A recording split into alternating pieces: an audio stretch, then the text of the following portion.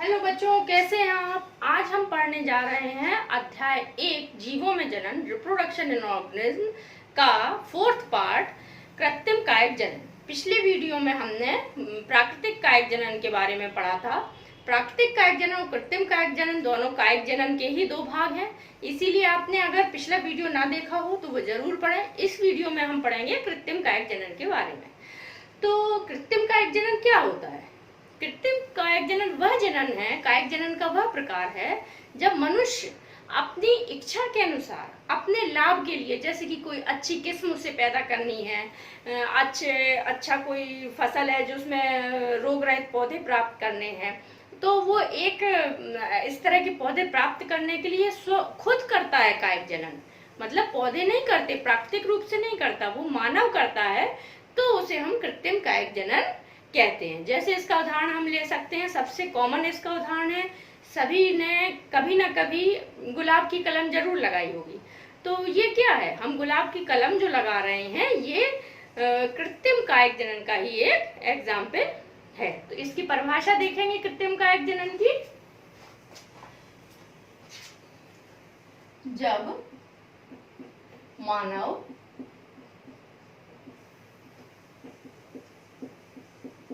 अपनी इच्छा अनुसार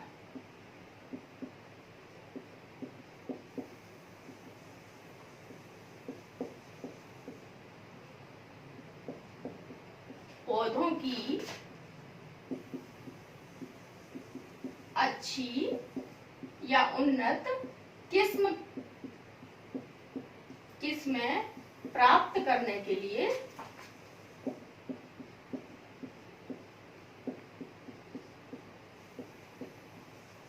पौधे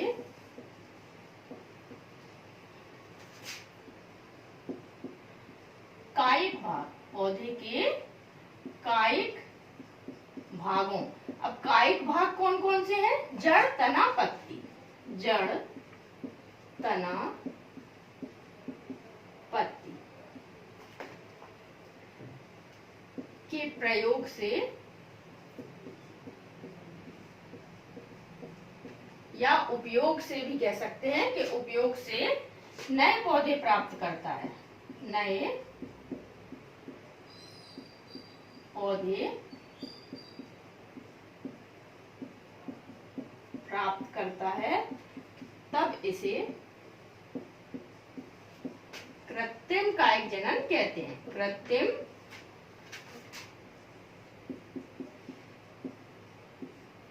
कायिक जनन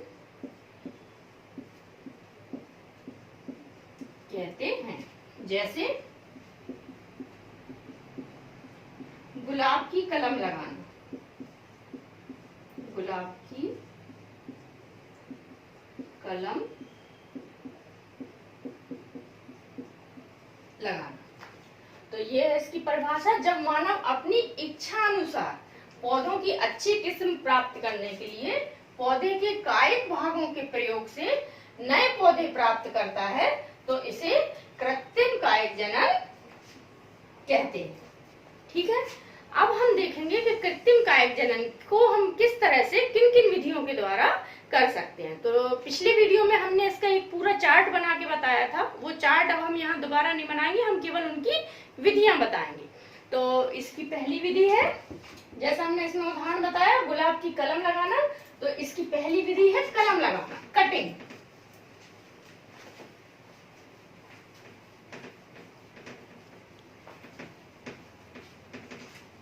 पहली विधि है कलम लगाना, कलम लगाना या कटिंग। ठीक है, तो इसमें क्या करते हैं कलम लगाने में, जैसे अभी बताया गुलाब, तो ये और भी कई पौधे हैं जिनमें कलम लगाई जा सकती है। तो इसके लिए हम क्या करते हैं, किसी पौधे की टहनी को काटते हैं जिसमें पर्व संधियां हो, और उसे काट करके हम नम भूमि में दबा देते हैं, रोपित कर देते हैं। तो उससे क्या होता है कि जो उसकी पर्व संधियां होती हैं वहां से अपस्थानिक जड़ें निकल आती हैं, और अपस्थानिक जड़ें भूमि में अच्छे से विकसित हो जाती हैं। तो वो जो टहनी है उससे ऊपर की ओर शाखाएं निकलने लगती हैं, और इस प्रकार से एक नए पौधे का विकास हो जाता है। इसके उदाहरण है गुलाब, गुड़हल, गन्ना, कनेर, मनी प्लांट और भी ऐसे कई उदाहरण हैं। आप बहुत से पौधे खुद भी जानते होंगे कि जिनकी डाल लगाने से उसका पौधा हमें मिल जाता है। लेकिन इसमें क्या बात ध्यान रखने योग्य है, इसमें ये बात ध्यान रखना पड़ती है कि जो पौधे की हम टहनी लगाएं वो कम से कम पौधा 1 वर्ष पुराना होना चाहिए, तभी उसकी कलम जो है वो भूमि पर में विकसित हो पाती है। अब दूसरी विधि है पैबंद लगाना।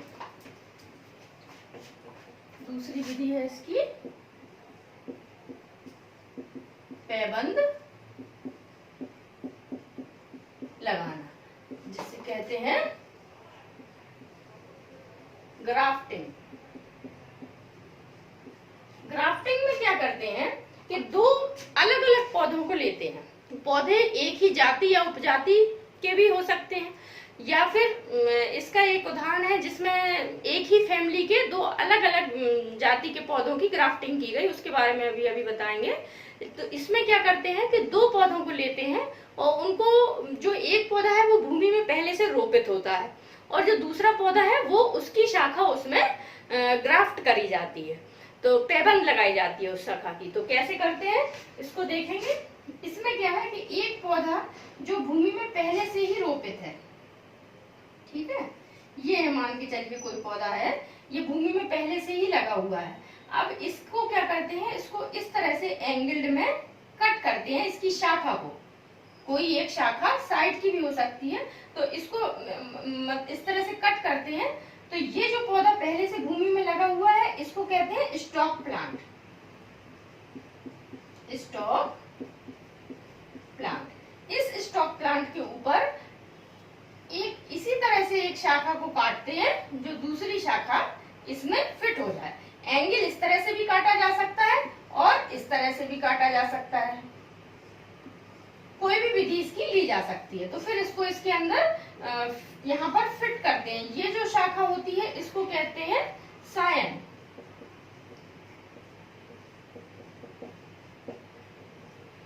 ठीक है, सायन। अब इसमें क्या होता है कि इसको यहाँ पर फिट कर देते हैं और फिट करके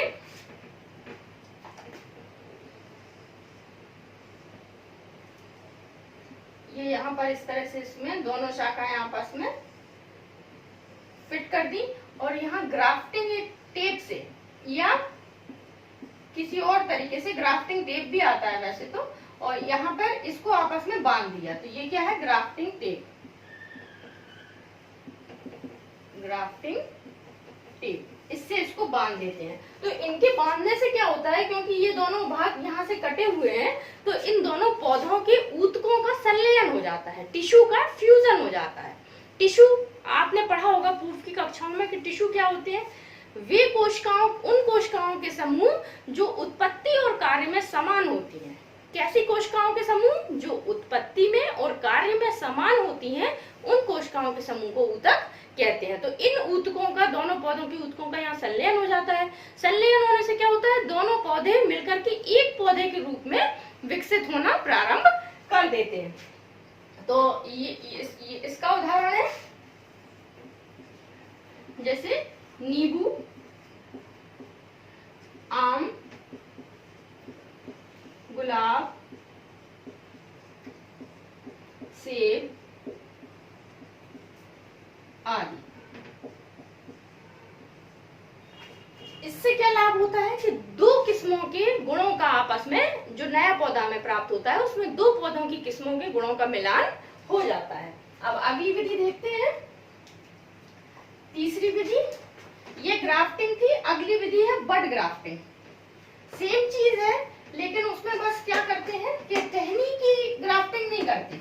जो टहनी में बड होती है, टहनी में कौन सी बड होती है, एक्सिलरी बड जिसे कहते हैं कक्षस्थ कलिका।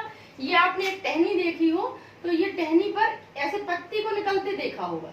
जो पत्ती के यहाँ पर जो ये होती है जगह, यहाँ से भी एक बड निकलती है जिससे ये शाखा यहाँ से निकलती है। तो इसे कहते हैं कक्षस्थ कलिका, जिसकी हम यहाँ बात कर रहे हैं।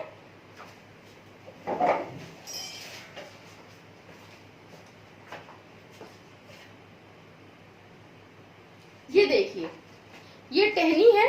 इस टहनी में ये यहाँ से ये एक आपको कलिका निकलते दिख रही है। यहाँ पर कलिका का मतलब फूल वाली कली से नहीं है, क्योंकि फूल तो लैंगिक जनन में भाग लेता है। ये जो कलिका है, ये कलिका निकलती है यहाँ से पर्वसंधियों से। तो इस कली की ग्राफ्टिंग इस विधि में की जाती है। जो तीसरी हमारी विधि है, इसको कहते हैं कली लगाना। कली लगाना, चश्मा लगाना या मुकुलन। इसमें क्या है? बड ग्राफ्टिंग। बड ग्राफ्टिंग या इसको चिप बडिंग भी कहते हैं। चिप बडिंग क्यों कहते हैं? क्योंकि बड की एक चिप जो है वो ग्राफ्ट करी जा रही है। तो अब इसको कैसे करते हैं? सेम उसी प्रकार कोई पौधा है, ये मान लीजिए उसकी टहनी है। टहनी पर यहाँ पर जो अभी हमने आपको कलिका दिखाई, उस टहनी में यहाँ वो कलिका है, उस कलिका को हमने निकाल दिया। ये देखिए, यहाँ कलिका थी, इसको हमने निकाल दिया। ये वो पौधा है जो भूमि पर पहले से रोपित है। तो जो पौधा रोपित होता है उसको क्या कहते हैं? Stock plant. Stock plant. इसकी कली हमने निकाल दी। एक दूसरा पौधा लिया जो हमें इस पे ग्राफ्ट करना है, उसकी हमने कली ली। उस पौधे की हमने ये कली निकाल ली, ऐसे चिप निकाली कली के साथ थोड़ी सी पोर्शन टहनी का, तो ये एक चिप के रूप में। तो ये जो पौधा इसके ऊपर हम ग्राफ्ट करते हैं, उसको हम अभी आपने पिछली उसमें विधि में देखा, तो इसको क्या कहते हैं? साइन। अब इस कली को इसके ऊपर हम फिट कर देंगे और इसको फिर ग्राफ्टिंग टेप से बांध देंगे। अब ये दूसरा जो पौधा है, इसकी चिप को लेकर के हमने यहाँ पर लगा दिया। ये कली यहाँ लग गई और लगने के बाद हमने इसको ऐसे ग्राफ्टिंग टेप से कवर कर दिया। तो उससे क्या होता है कि ये जो कली है वो उस पौधे के जो बड है, दूसरा पौधा है जो स्टॉक प्लांट है, उसके साथ इसके टिश्यूज का फ्यूजन हो जाता है और ये कली इसमें अच्छे से विकसित हो जाती है और उससे शाखाएं निकलने लगती हैं। ये विधि का उदाहरण है गुलाब। और भी पौधों में, जैसे कि गुलाब में ज्यादातर इसका प्रयोग होता है। तो ये आपने विधि देखी, कली लगाना। अब जो चौथी विधि है उसे कहते हैं दाब लगाना। दाब लगाना यानी कि लेयरिंग। चौथी विधि है दाब लगाना यानी कि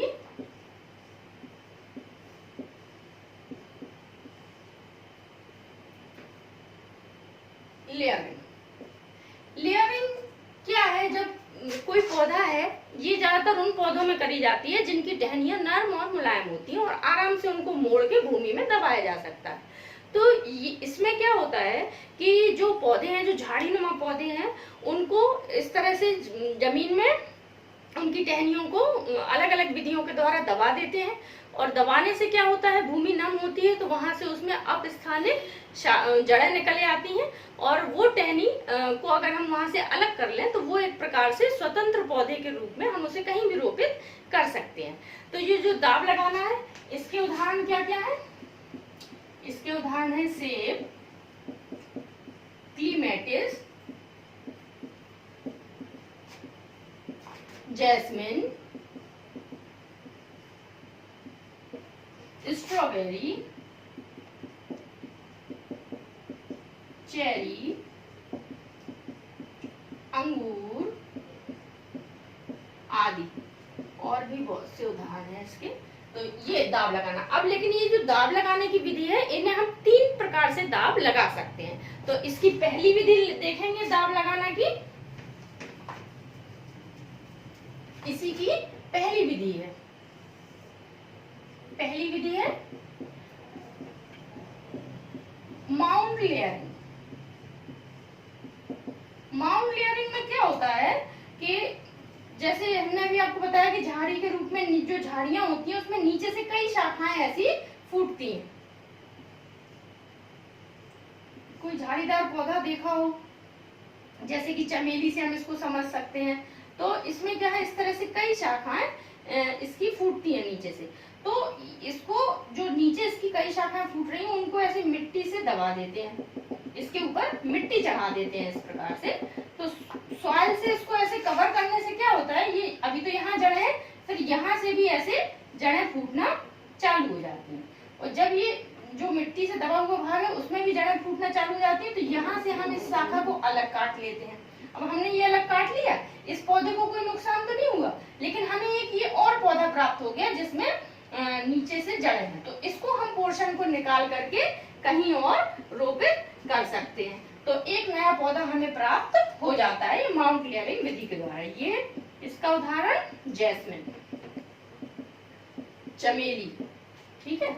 अब इसकी माउंट, ये तो दाव लगाना की पहली हुई विधि हुई माउंट लेयरिंग। दूसरी विधि है ट्रेंच लेयरिंग।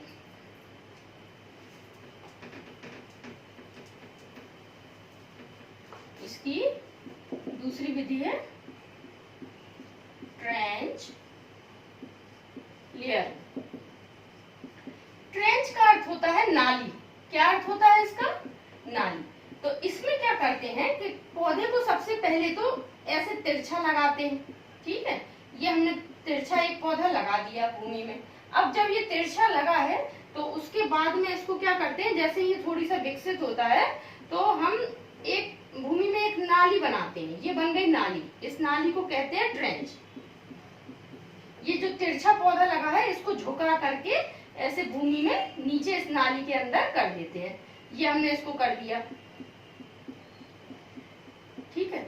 अब ये ऊपर से भी मिट्टी है, यहाँ पे भी मिट्टी, ये नाली में इसको दबा दिया, यहाँ पर भी हल्की मिट्टी रहती है। तो अब ये जो भूमि में इसकी ये नाली में ये दब गई शाखाएं, यहाँ से क्या होगा कि यहाँ से ऊपर की ओर ऐसे शाखाएं निकलेंगी और नीचे ऐसे जड़ें, इसमें अपस्थानिक जड़ें निकलेंगी।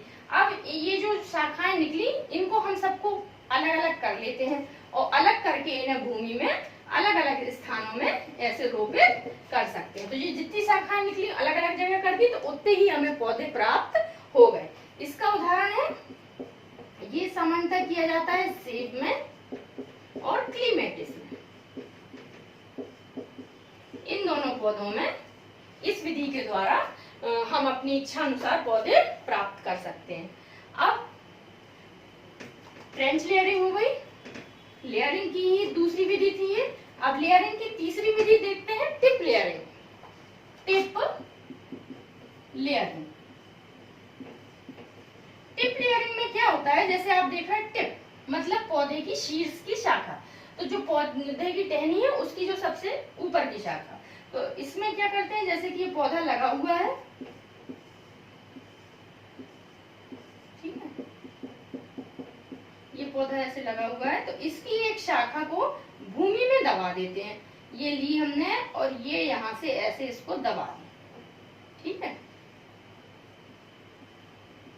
पत्तियां बनाना आवश्यक नहीं है, आपको समझ में आना चाहिए। ये देखिए, अब ये हमने इसमें ऐसे दबा दी तो यहाँ से क्या होगा, इसमें यहाँ से भूमि में दबी है तो यहाँ से अपस्थानिक जड़ें इसमें निकल आएंगी। जब ये जड़ें यहाँ से इसमें शाखा में निकल आई तो हमने ये इसको कट कर दिया, यहाँ से कट करके इसको यहाँ अलग हमने लगा दिया, तो हमें एक नवीन पौधा इसका प्राप्त हो गया। तो ये थी टिप लेयरिंग। अब टिप लेयरिंग हम किस में करते हैं, जैसे कि एग्जाम्पल इसका स्ट्रॉबेरी,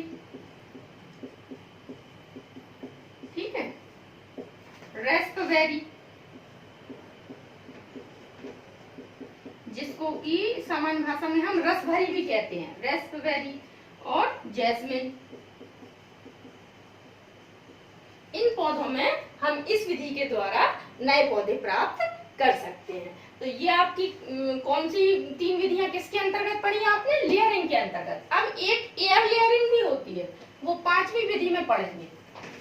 लेयरिंग में हमने क्या बताया, लेयरिंग क्या है, लेयरिंग वो है जिसमें पौधे की शाखा को हम मिट्टी में दबा देते हैं। अब वो चाहे हम ट्रेंच में दबाएं, चाहे उसकी टिप दबाएं, या उस पर मिट्टी दबा के पौधे की जो नीचे से शाखाएं फूट रही हैं उन्हें दबाएं, तीन विधियों में। तो वो शाखा को हमने मिट्टी में दबाया है। लेकिन जो एयर लेयरिंग है, इसको गूटी लगाना कहते हैं। इसमें जो पौधा है उसको हम मिट्टी में नहीं दबाएंगे, बल्कि एयर में उसकी गूटी बांध देंगे। वो कैसे?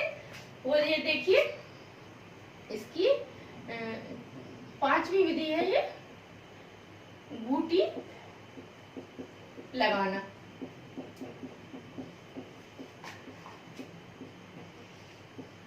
गूटी या एयर लेयरिंग, एयर लेयरिंग। इसमें क्या करते हैं, जैसे मान के चलिए ये कोई पौधा है,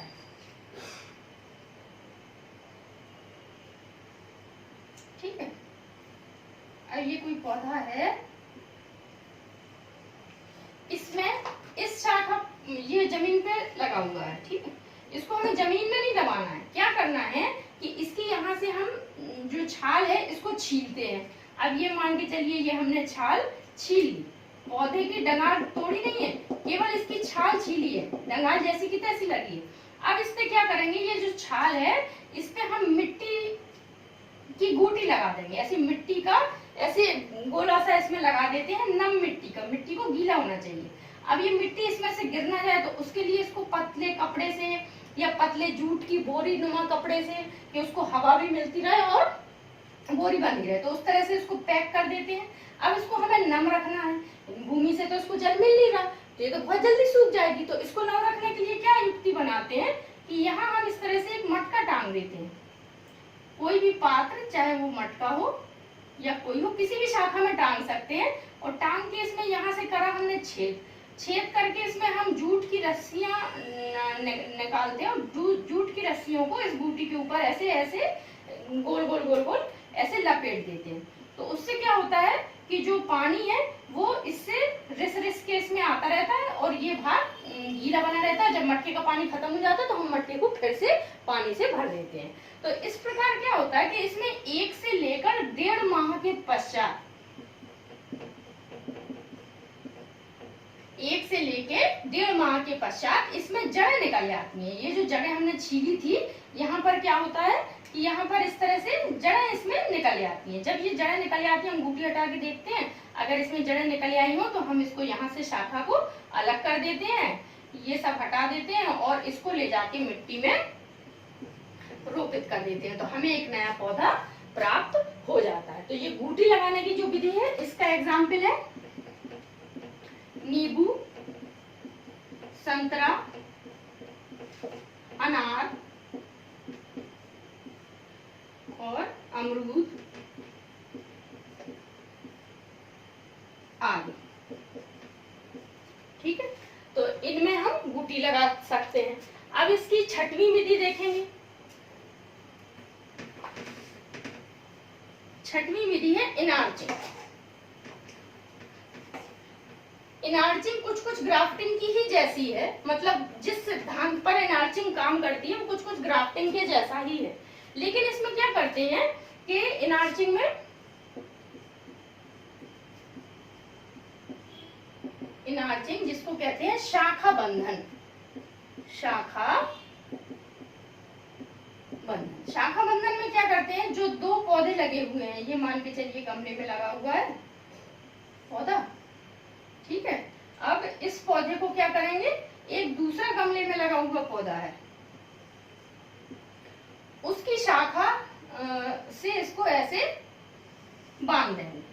यहाँ जहां पे शाखा टच हो रही है वहां पे दोनों की शाखाओं को छीलते हैं, मतलब जो ऊपर की स्किन है उसको, स्किन को छील देते हैं और फिर दोनों पौधों को मिला करके इस तरह से यहाँ टेप के द्वारा इन्हें बांध देते हैं। तो उससे क्या होता है, कुछ समय के पश्चात क्या होता है कि इससे भी इनके भी ऊतकों का आपस में संलयन हो जाता है। जैसे हमने ग्राफ्टिंग में बताया था कि उनके ऊतकों का संलयन हो जाता है और संलयन होकर ये 2 पौधे मिलके एक पौधे के रूप में बढ़ने लगते हैं। इसका एक बहुत ही अच्छा उदाहरण है। वो उदाहरण क्या है कि ये पौधा लिया, ये कौन सा पौधा कहलाएगा, ये इसकी जड़ हमें रखना है और इसकी हमें टहनी रखना है, इसकी हम जड़ खत्म कर देंगे।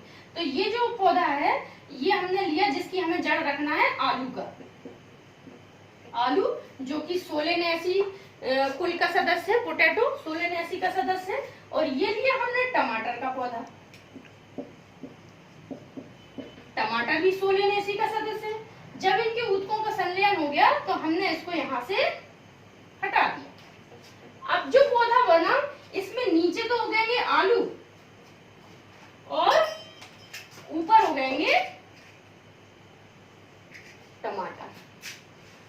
है कमाल, बहुत ही कमाल की चीज है ये। बिल्कुल कृषि वैज्ञानिकों ने एक चमत्कार खोजा है। ऐसे पौधे को जब लोग देखते हैं एग्जीबिशन में रखे गए ये पौधे, तो लोग बिल्कुल चमत्कार माना उन्होंने इसे। तो ये हमारे कृषि वैज्ञानिकों का कमाल है। अब ये दो, इससे सोचिए भविष्य में जगह जैसे धरती कम होती जा रही है, तो एक पौधे की जगह पे हमें आलू भी मिल रहा है, टमाटर भी मिल रहा है, तो कितना उपयोगी है ये। अब इसमें क्या करते हैं, ये आलू टमाटर मिल रहा है, उस समय भी हम इसको यूज करते हैं जब दो किस्मों को हमें मिलाना होता है। एक अच्छी किस्म है और एक खराब किस्म है। तो जो खराब किस्म है उसमें कोई गुण ऐसा है कि जो हमें चाहिए, खराब तो है वो किस्म लेकिन उसमें एक गुण बहुत अच्छा है, तो हम उसकी शाखा यहाँ से इनार्चिंग के द्वारा इसमें जो अच्छी किस्म का पौधा है उसमें बांध देते हैं, और जो खराब किस्म का पौधा है उसको जड़ समेत फिर हटा देते हैं, केवल वही शाखा हमारे पास रहती है। तो इस प्रकार से दो पौधों के गुणों का मिलान हो जाता है। वैज्ञानिकों ने इस पौधे का नाम रखा पोमैटो। पोटैटो और टोमेटो को मिला के कर दिया पोमैटो। ठीक है, ये ग्राफ्टिंग के द्वारा भी पोमैटो पौधा प्राप्त कर सकते हैं। अब सातवीं विधि देखते हैं। सातवीं विधि जो है उसने तो कृषि और बागवानी के क्षेत्र में क्रांति ही ला दी है। सातवीं विधि है सूक्ष्म प्रवर्धन, माइक्रो प्रोपेगेशन। हम क्या पढ़ रहे हैं, वेजिटेटिव रिप्रोडक्शन, इसको और क्या कह सकते हैं, वेजिटेटिव प्रोपेगेशन, वेजिटेटिव प्रोपेगेशन। और ये क्या हमने बताई सातवीं विधि, माइक्रो प्रोपेगेशन। तो इसमें क्या करते हैं, एक पौधे का सूक्ष्म सा हम ऊतक लेते हैं, सूक्ष्म सा हम ऊतक लेते हैं और उसको हम कल्चर करते हैं। ये जो सातवीं विधि है ये ऊतक टिश्यू कल्चर और सेल कल्चर पर बेस्ड है। इसको कुछ स्टेप्स होते हैं, हम इसके स्टेप बाय स्टेप इस विधि को समझेंगे। तो इसका फर्स्ट स्टेप है, इस फर्स्ट स्टेप में क्या करते हैं कि जो टिश्यू जिसका हमें कल्चर करना होता है, इस टिश्यू को हम इस तरह से एक कांच के पात्र में जो द्रव यहाँ भरते हैं वो द्रव कैसा होता है, उसमें पोषक पदार्थ होते हैं। तो पोषक माध्यम हम इसको कह सकते हैं, पोषक माध्यम। इस पोषक माध्यम में हम उस टिश्यू को यहाँ पे ये हमने डाल दिया, ठीक है, और इसको बंद कर देते हैं, अच्छे से पैक कर देते हैं कि जिससे कि इसमें सेप्टिक ना हो पाए। तो ये जो कंडीशन है वो कैसी रहती है, एसेप्टिक कंडीशन, एसेप्टिक कंडीशन, माने कि ये जो पदार्थ है ये सड़ ना पाए। तो एसेप्टिक कंडीशन में हम इसको टिश्यू को डाल देते हैं। तो ये जो टिश्यू है ये ग्रोथ करके कैलस बना लेता है। क्या बना लेता है, कैलस। तो ये जो फर्स्ट स्टेप है, इस फर्स्ट स्टेप को हम कहते हैं कैलस फॉर्मेशन, कैलस फॉर्मेशन, ठीक है। अब सेकंड स्टेप में हम क्या करते हैं, सेकंड स्टेप में जो ये कैलस बना, इस कैलस को हम निकालते हैं और इसको निकाल करके कहाँ डालते हैं, एक दूसरे पात्र में डालते हैं जिसमें पोषक माध्यम के साथ साथ कुछ हार्मोन्स भी होते हैं। अब कौन से हार्मोन होंगे ये होंगे प्लांट ग्रोथ हार्मोन, जिससे कि प्लांट में ग्रोथ हम कर सके। तो जब हम इसको इसमें डालते हैं तो उससे क्या होता है, इसमें इस तरह से बहुत सारी हजारों की संख्या में पौधे प्राप्त कर सकते हैं इससे हम। तो इससे बहुत सारी शाखाएं और नीचे की ओर ऐसी जड़ें निकलने लगती हैं। तो मतलब क्या है कि शिशु पौधे हमें प्राप्त होने लगते हैं, इस तरह की शाखाएं निकलने लगती हैं तो ये है जैसे शाखा निकली है, जड़ें और ये शाखा, ये निकलना प्रारंभ हो गई। ये जो माध्यम है ये कैसा है, ये पोषक माध्यम था, इसमें कुछ हार्मोन्स भी हैं। तो जब ये शाखाएं हमें निकलना प्रारंभ हो गई तो ये जो स्टेप है इसको हम क्या कहते हैं, इसको हम कहते हैं ऑर्गेनोजेनेसिस। यानी कि जो पौधे के ऑर्गन होते हैं, अंग होते हैं, उनका निर्माण होना चालू हो गया जड़ और शाखाओं का। अब ये छोटे छोटे निर्माण होना चालू हुआ जहां, तो हमने थर्ड स्टेप लिया। थर्ड स्टेप में क्या किया, हमने इनको काट काट के अलग किया। जो ये टिश्यू कल्चर होके कैलस बना था, फिर शाखाएं निकली थी, उसको हमने काट काट के अलग किया और अलग करके हमने मान के चलिए बहुत हजारों की संख्या में कर सकते हैं, लेकिन हम यहाँ पे आपको केवल 2 ही दिखा रहे हैं। ये इस तरह से हमने इनको लिया और अलग अलग फिर से पोषक माध्यम में इन शाखाओं को हमने डाल दिया। तो जब हम फिर से इनको पोषक माध्यम में इन शाखाओं को डालते हैं तो क्या होता है कि ये जड़ें और शाखाएं शिशु पौधे के रूप में विकसित हो जाती हैं। ये शिशु पौधा बन गया। क्योंकि ये कटे हुए भागों से शिशु पौधा बना, इसीलिए इसको कहते हैं, इस स्टेप को रीजनरेशन।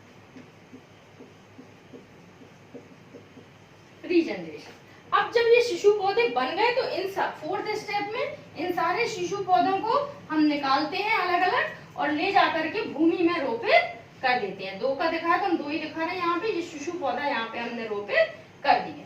तो इस प्रकार से हमें बहुत सारे पौधे प्राप्त हो जाते हैं। ये चौथा जो स्टेप था ये हुआ प्लांटेशन। जो शिशु पौधे थे उनको हमने जब भूमि में रोपित कर दिया, तो ये टिश्यू कल्चर है, ऊतक जो है संवर्धन, उसके द्वारा हमने ये बहुत सारे पौधे प्राप्त कर लिए। तो ये जो विधि है इसका उपयोग कृषि और बागवानी में बहुत अधिकता से किया जाता है।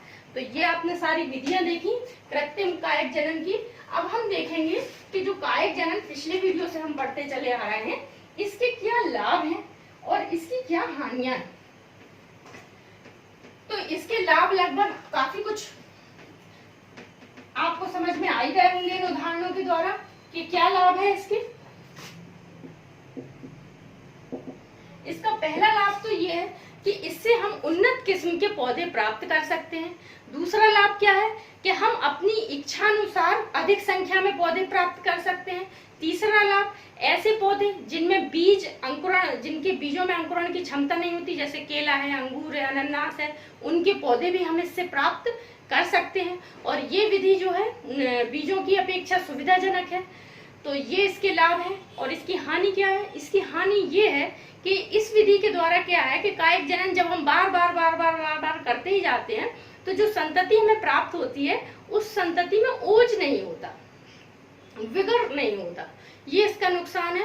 और दूसरा इसका नुकसान ये है कि इस विधि के द्वारा विभिन्नताएं उत्पन्न नहीं की जा सकती।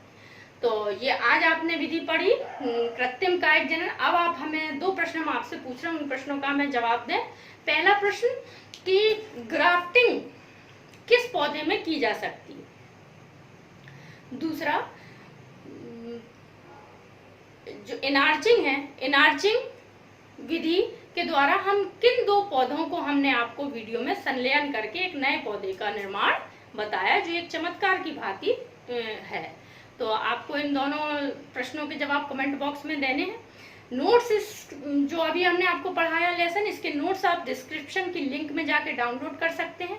अगला जो हमारा वीडियो होगा वो पहले अध्याय का अंतिम वीडियो होगा, जिसमें हम लैंगिक जनन जो हमने आपको फर्स्ट वीडियो में बताया था उसमें जानेंगे कि लैंगिक जनन में कौन कौन सी घटनाएं होती हैं। तो अगला वीडियो देखें। Till then good bye.